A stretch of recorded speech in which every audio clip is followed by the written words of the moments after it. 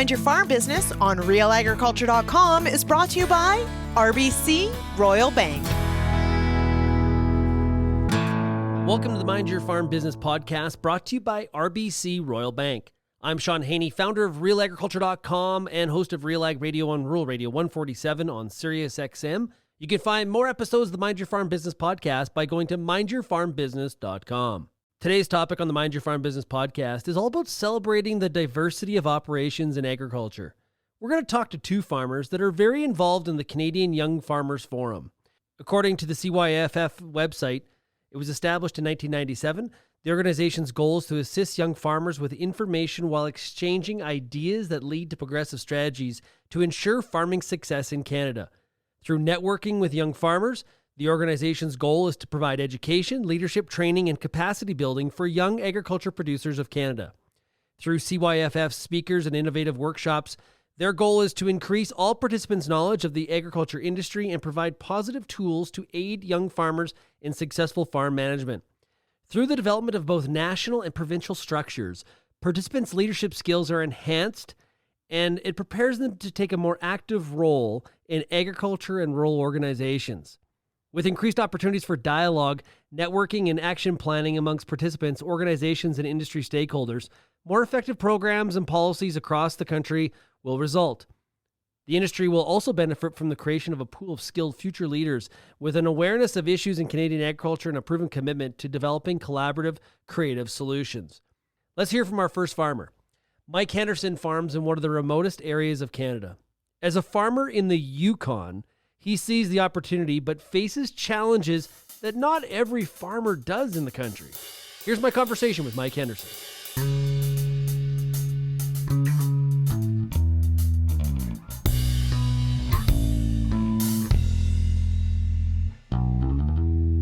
Hey, Mike, how are you doing? Good.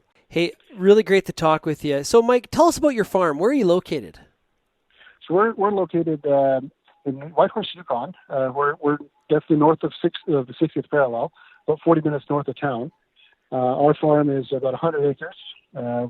We raise hogs. We've got about 100 animals on the property right now. We're totally off grid at this point. We're a startup. We're developing. We've spent the last 5 years developing raw land into what it is today, and we sell all of our products to an abattoir here that just opened up in the last 3 or 4 years, and they distribute our meat throughout the territory. So, Mike, did you grow up in Whitehorse, or how did you, tell us about that? No, I grew up out east in southern Quebec, near the border of Quebec and Vermont. I came out here 15 years ago or so, and we grew up with all our friends were farming, but we never had a farm ourselves, and I always wanted to have that lifestyle. So here in the Yukon, we've had the opportunity to claim Crown land for farming. We tried that.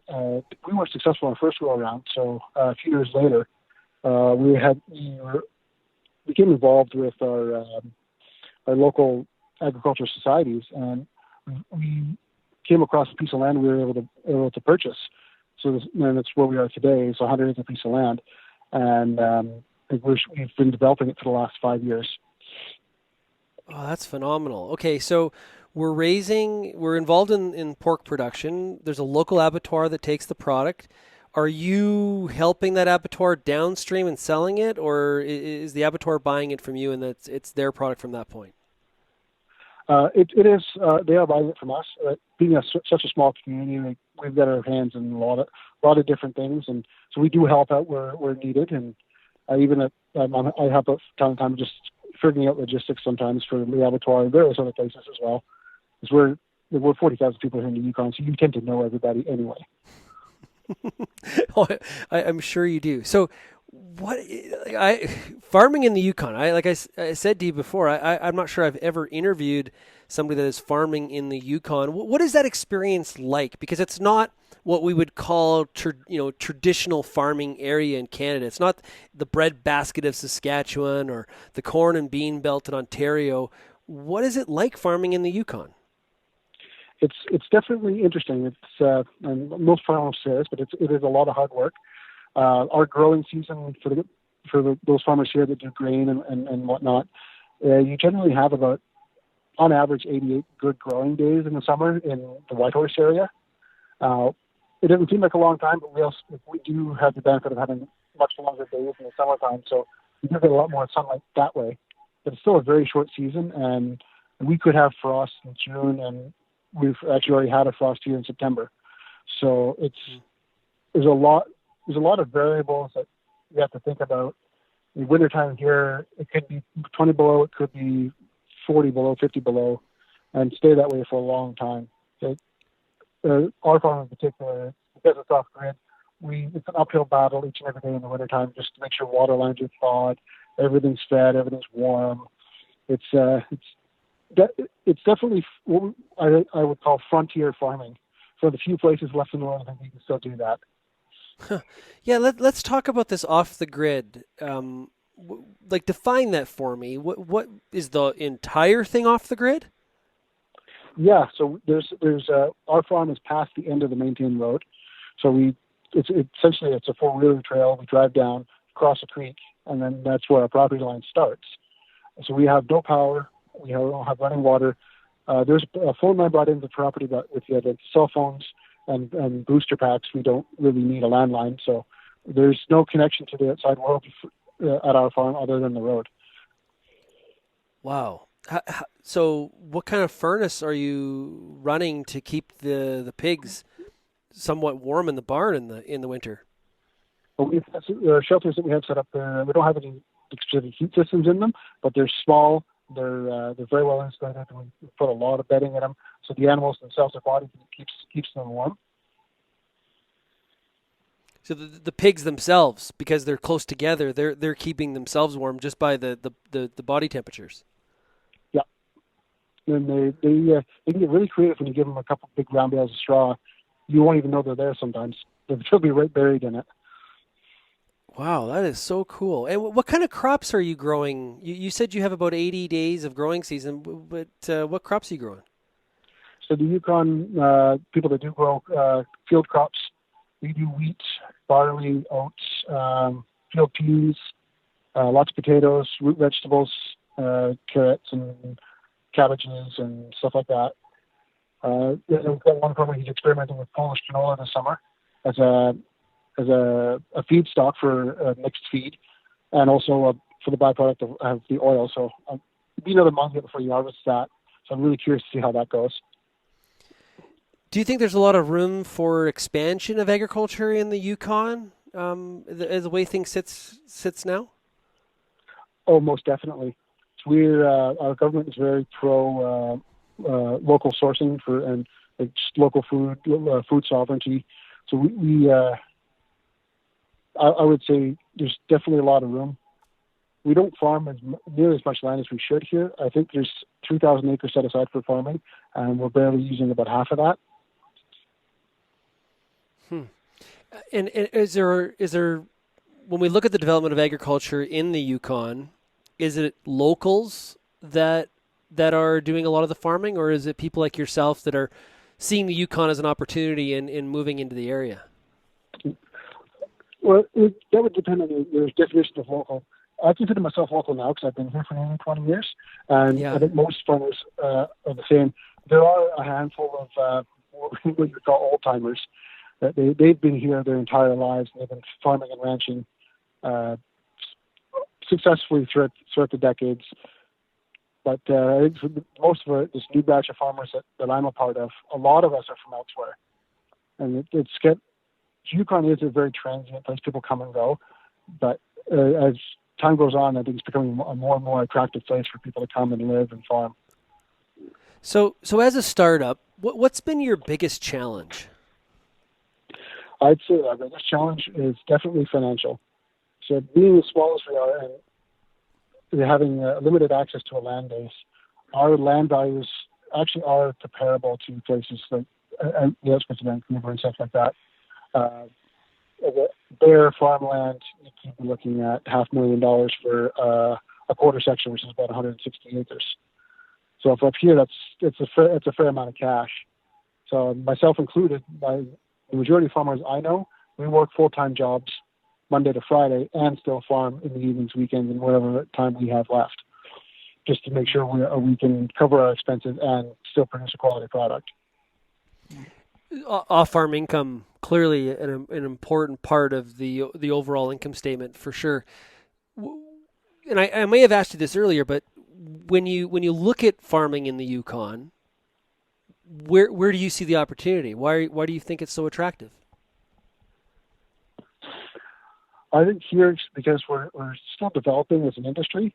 So we have myself and some of our other larger farmers, and even our associations, we have a lot of input into government setting policies. A lot of these policies either don't exist or they're from the 50s and 60s in regards to agriculture. So there's a lot of opportunity here to shape the industry, not only at the business level, but the individual level. People, if you want to get into it, you have a very real possibility of having a substantial influence on how this industry develops. And I think that's very attractive to a lot of young people. Mike, you've been participating in the CYFF program. What got you started in that? Actually, when I joined our local young farmers group, I happened to be, at that time, the only one that actually met the age requirements for CYFF. And that was my introduction to their conference 5 years ago. And I absolutely loved what they were doing, and the help I got as being a new farmer. I had no idea what I was doing. The people I met, the training workshops they put on were phenomenal. They're very much what put me where I am today. And when the farming members program came up, it was one of the things that I knew I was definitely missing in my portfolio, and it was definitely something that would drive my businesses forward. So me getting involved with that was number one priority, bar none. Hey, Mike, I really appreciate you joining us here today, and all the best for the rest of the year here. Hey, thank you very much. We'll get back to the Mind Your Farm Business podcast, but first a word from our sponsor. This episode of the Mind Your Farm Business podcast is brought to you by RBC. Today's producers are thinking hard about where they want to go and what moves to make to get them there.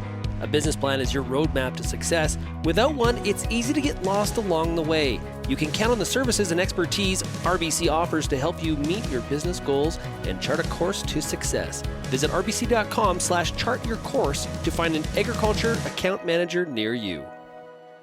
Next, we're going to hear from Veronica Vermeulen from Nova Scotia. With a grain and dairy farm, Veronica's family is working diligently to seize the opportunities that farming in the Maritimes presents. Here's my conversation with Veronica. Hi, Veronica. How are you doing today? Good. How are you? Good. So tell us a little bit about your farm. So I'm from a dairy farm in Milford, Nova Scotia, so third generation dairy farm.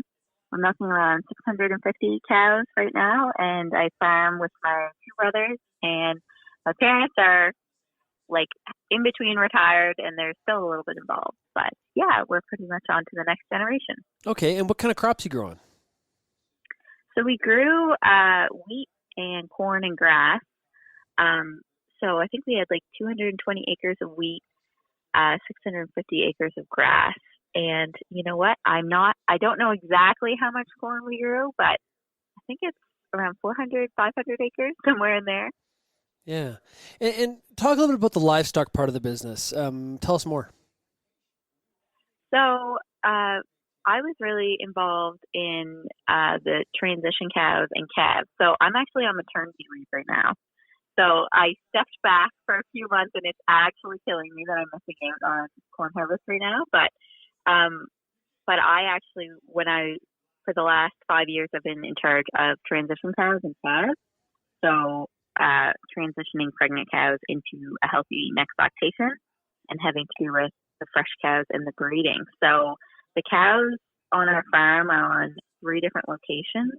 So there's 2 milking sites, and then there's a different site that has the pregnant cows, the cows that are going to calve in 2 months, and the calves. So, so each of the sites kind of runs independently, and they feed their own cows and do everything separately. And then I was involved on 2 of the sites and just making sure that the cows that were going into their lactation were healthy. So you have multiple generations, multiple family members inside the family farming unit. How do you divide up responsibilities? So one of my brothers, so I have I work primarily with two brothers, and one of them has been doing the herbicide since he was probably 22. From the beginning, he's been the tractor guy, so that's pretty clear that that's his area. And then he kind of has the fun tractor side, but then he also has to deal with the maintenance for the equipment in the barns. And then my other brother and me actually both took engineering in Ontario, and we graduated at the same time, and we both came home to the farm, and I just naturally gravitated to more like the cow care, and he is more of like the business.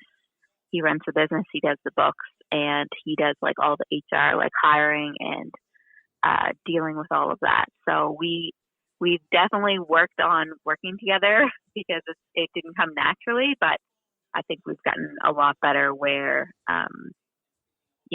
we've gotten to the point where it's like we can each pick something up if the other one is too busy. So it's not like hard, rigid lines. This is your responsibility. This isn't. It's like it needs to be done. Somebody has to do it. So it's just like you're always balancing it. So in order to make sure that everybody's on the same page, do you have regular family meetings or management meetings to iron decisions out and make sure everybody's in the loop? So we do. We have board meetings, which would be just really my parents and my brothers and I. But then we also have like operational meetings. So we used to have a call every day in the morning at 8, and that worked really well. But then we kind of all got too busy, and that good habit slipped out the window. So I would love for that to come back and us all be on the same page at the beginning of the day, because that was really helpful. But, normally it's like phone tag all day long with between the three of us and everybody that's getting stuff done. So it's kind of just, I would love if we had a call where we're all on the call at the same time, but it's kind of like I talked to him, he talked to him, and I talked to this other person, and then together you all kind of work on things. But constant communication is definitely difficult, but it's important. Well, let's stick with that communication theme, because it sounds like you kind of a bit of a hybrid where people have responsibilities, but there is some crossover and people willing to fill in the gaps if somebody is not able to be there on a daily basis. So how do you maintain some of that communication? Because it's always easy to say, we need to communicate better, but that's easier said than done. So how do you do it? Yeah, well, that's a good question, but it's nice working with siblings in a way, because you can kind of tell them what you really think. And if things fall through the cracks, then you can call them and say, why didn't you do your job? Or, you can be a bit more blunt than if it was with like a coworker. So it's, in some ways, it's nice to work with siblings because you can tell them what you really think. And then that straightens, it's like there's no miscommunication because there's no politics, because it's just, you're so close because you're siblings. But sometimes, there's a flip side to that. But I think that, understanding the business more, if you know that somebody's in the crunch period, so, like right now, corn silage, they've been working so hard all summer, and this is the last huge push. And it's like everybody that's working in the field is exhausted. So if they need something, like right now, I'm going to bring them all pizza. And it's like, if they need something, I know what they're going through. So a lot of it is just getting older and understanding more. Everybody has their own load. So, and then it's like, and then the kind of waves of the business. So that, through the winter, maybe something breaks in the barn, and then my brother knows that like it's cold, there's a bunch of problems in the barn, and then he'll return the favor and help me by fixing stuff in the barn. So it's all give and take. I don't have all the magic solutions. Well, a part of that give and take, though, there's conflict, right? And so how do you, in a family business, there's the family component of the conflict, and then there's the business part of the conflict, and sometimes some of those things go back and forth and make Sunday get-togethers maybe a little bit difficult or awkward. How do you manage the conflict? Well, I find, like, just for me personally, just giving them, believing the best in each other. It sounds cheesy, right? It's like, believing the best in each other. That's like a cheesy thing to say, but it's like, if you believe in each other, then you won't jump to the worst possible conclusion. And if you are always believing the worst in each other, it just will erode any relationship and any good thing you have going. So it's like, if you see a problem and you believe the best in the other person, you're going to jump in and be like, okay, I want to help them with this. I'm going to cover for them. They must have gotten really busy or something must have happened. But if you aren't in that mindset, then you'll immediately jump down each other's throats, and then you'll get defensive, and then everything falls apart. So it's kind of like you have to put the wood in before you get the warmth of the fire. And I think a lot of people wait for the fire and they don't give first. So it's like you should always be on the side that there's some information you're missing. You should always believe the best in the other person, that they're working super hard. And then that, if you start from there, then people aren't defensive, and then people will open up to you and tell you, like, listen, this happened today and I'm overwhelmed with this and blah, blah, blah. And then you can get it rolling and you can work together. But if you aren't in that close enough relationship where you can help each other, then you can't work together. So did you always know that you were going back to the farm? No, I got an engineering degree, and then I worked for a software company actually that makes software for dairy farms. But they wanted me to move to the States, and I wanted to be home. Like, I wanted to be closer to family. And and then it was kind of like by accident that I ended up on the farm. But I always loved being inside, and I loved animals and working with the cows. So it just I just kept doing what I like to do, and then it just ended up that that's where I was. Like a magnetic force of some sort. Yeah, well, when I was away from the farm, it just pretty much killed me. Like, I was in a co-op program, and I just always was trying to get back to the farm because I missed it so much. So a lot of times in Canadian agriculture, we think about the breadbasket of the prairies. We think about the corn, soybean belt in Quebec and in Ontario, or the dairy business in Quebec. We don't necessarily think of places like the Maritimes. What can you tell us to kind of educate or communicate to the audience of the Mind Your Farm Business podcast about what agriculture is like in the Maritimes? That's a good question. I don't know if I'm the best person to answer it. I know that, we have lots of blueberries, and we have a lot of wineries. And, I've seen more and more like local community supported agriculture coming up. And then you have just your standard broiler and dairy. And, and I don't know if you count fisheries. Like, I don't think that's counted under farming, but, there's lots of fisheries in the Maritimes. And that's mostly like with grains. There are some grain farms, but I don't know of that many. It's not really the best climate for grains. So right now on the farm, what would you say is some of your biggest challenges? Definitely agreeing on the vision long term for the business. That would be, because, it's like if you're different, then you complement each other. So it's nice that, we have different wants, but then at the same time, sometimes it can be hard to agree on a long-term vision because everybody is so different that their ideal farm looks different. And then it's like, okay, well, let's just all agree on what's financially the best. And that's what I loved about this Farm Your Numbers, is that you could take the bias away from it, and you could say, if I invest this in a barn or invest this in equipment, what do the numbers say that is better for the business? Because that makes it easier to make a decision as a group. If you're one farmer, you can do what you want, even if it's not the best option. But if you farm with siblings and you all want different things, you really have to prove what the numbers say is the best business decision, or you have to come up with a business plan to support why you want to do something. So what got you involved with CYFF?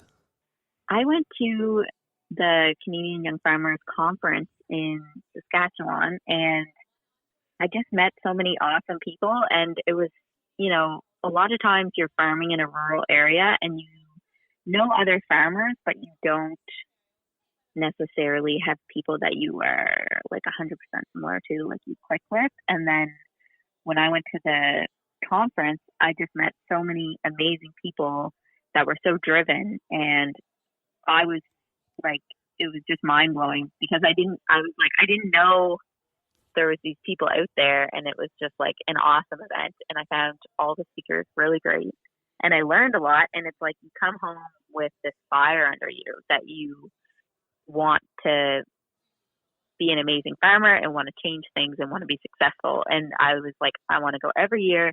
This is a great feeling. And then I ran and I was on the board for 2 years. So as the member at large. So then I met people, I got to know people that were on the board of directors. Like I got to know them really well through that. Veronica, thanks a lot for joining us here today. No problem. Thanks for having me. Farming is such a diverse industry with so many operation types that add to the value of the industry. From coast to coast, agriculture in Canada is better off with people like Michael and Veronica and other CYFF members.